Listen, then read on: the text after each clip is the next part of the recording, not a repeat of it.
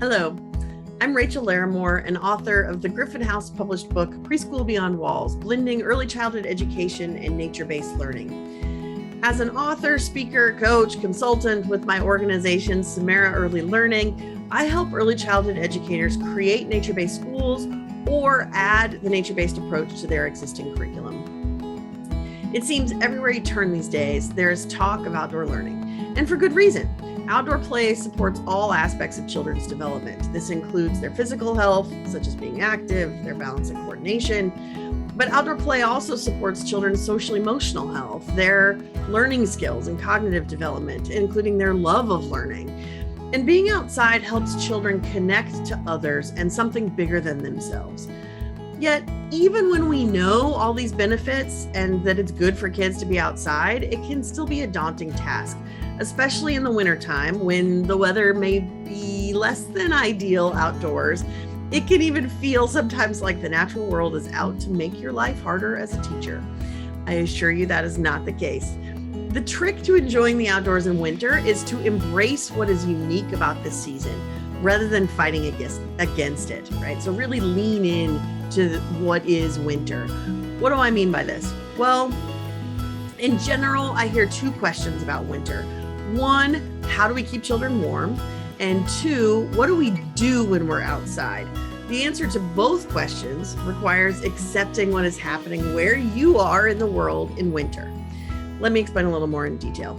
Okay, the first question, how do we keep children warm? Well, first and foremost, we have to ensure they have the right clothing for the weather. Some of you watching may be in more northern climates with temperatures well below freezing, and other of you may be where it only occasionally drops below freezing.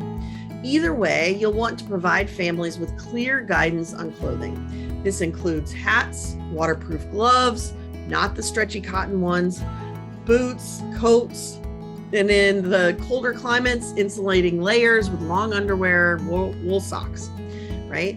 If families don't have the gear, it's important that you provide the gear for children. Just like you would provide writing utensils, toys, games, and all of those things for indoors for children's learning. If you believe outdoor learning is critical to their development, then we also have to provide appropriate clothing for them to have a safe, positive outdoor experience.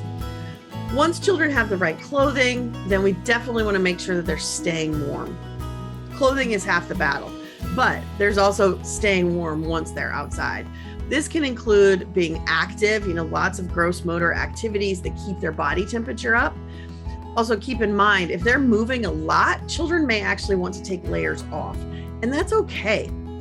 We want to keep the sweat to a minimum, so when they stop moving, they won't get chilled.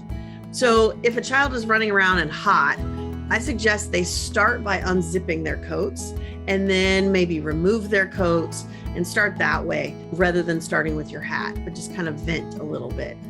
And those are active activities, but some may be a little more sedentary, such as group meeting. And in these cases, we want to think about insulation under a child's bottom to keep them off of cold surfaces. You also want to think about windbreaks or other shelters. Think about warm snacks, and are there other things we can do to keep them warm in those less active moments? Okay, once children are warm, there's the question of what do we do? Well, once again, I think it's best to lean into winter rather than fight against it. It doesn't make a lot of sense to study flowers in winter, in most places in the world anyway, but studying animal tracks in the snow or in the mud would make more sense. Snow and ice are rich with all sorts of learning, from studying the snowflakes themselves, building with the snow, using the snow as a canvas for writing with watercolor-filled squirt bottles. All of these activities connect to what's happening outside. And with that in mind, I encourage you to take some time to identify what is happening outside in winter where you live. What is unique at this time of year related to plants, animals, and weather?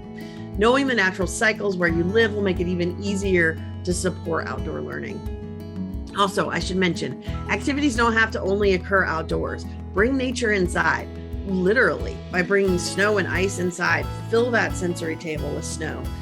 But we can also bring nature indoors through books, stories, games, all sorts of other materials. Hopefully these tips of helping children stay warm outdoors, using the lessons nature has already providing every day. Lean into that. And bringing nature indoors will help you implement more nature-based learning in your classroom.